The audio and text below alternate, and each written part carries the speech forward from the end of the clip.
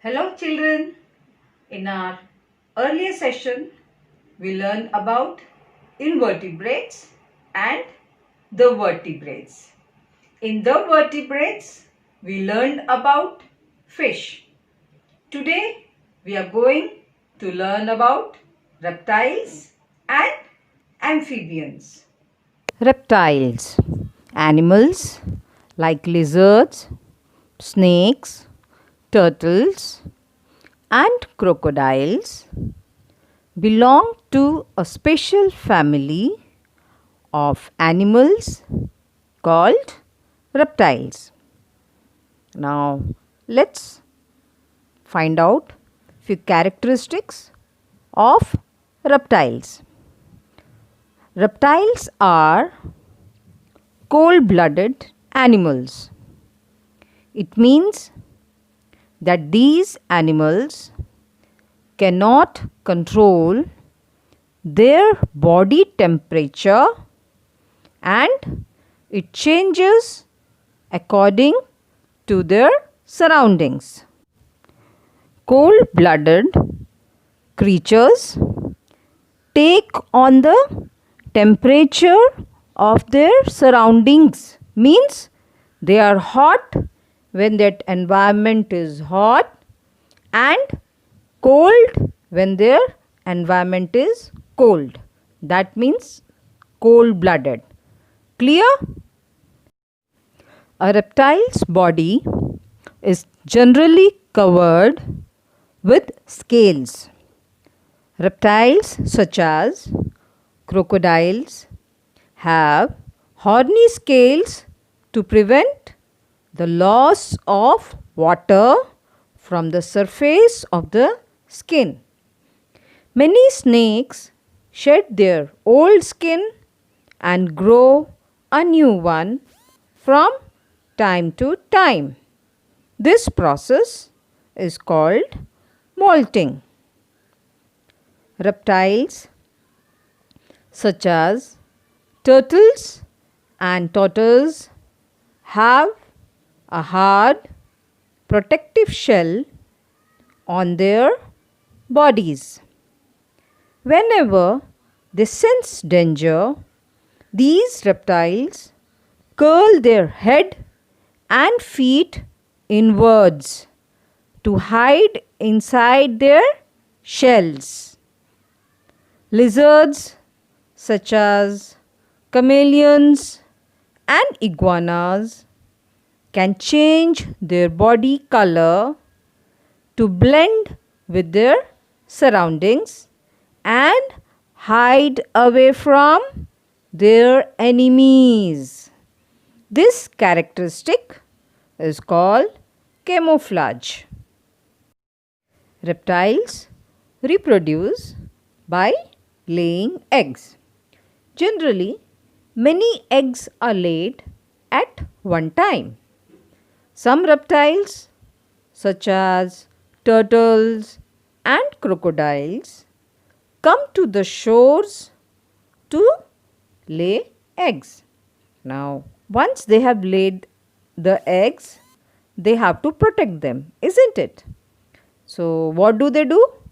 They protect their eggs from enemies by hiding them under sand. Once the eggs mature, the young reptile hatches out and grows. Most reptiles have four limbs to move around. Snakes, however, do not have legs. They move with the help of the scales present on their body. Children, let me tell you some interesting facts of chameleons. Chameleons' eyes can move independently of each other, enabling them to look in two different directions at once. Chameleons have a full 360-degree view and can focus their eyes quickly and enlarge whatever they are looking at like a camera lens. Their skin changes color in response to its emotions, such as anger or fear. It changes in light, temperature, or humidity. Chameleons eat insects and birds. Now, to catch their prey, they creep along very slowly. Once the prey is in reach, their suction cup tongue shoots out and sticks to the insect. This tongue can be twice as long as their bodies when stretched out to catch prey. The insect is drawn back into the mouth to be digested by strong stomach acids. Children, did you know animals such as earthworms and snails breathe with the help of their moist skin? Children, you must be finding turtles and tortoises quite similar. Now, here are few points by which you can differentiate between turtles and tortoises. Now, in case of turtles, they are aquatic. That means they live in water. Now, as they live in water, their forelimbs and hind limbs are modified into pedals so that they can paddle and swim in water. They are smaller in size. And in case of tortoise, they are larger in size and they usually live on land. So their forelimbs and hind limbs are not modified into pedals. Okay, I am sure with this you will be able to differentiate between turtles and tortoises. Amphibians. Some animals such as frogs, toads, newts and salamanders can live on land as well as in water. They are called amphibians. Now, children, here are some characteristics of amphibians. Listen carefully. Amphibians breathe with the help of lungs when they are on land. When they are in the water, they breathe with the help of their moist skin. Okay? So, they breathe with the lungs as well as their moist skin.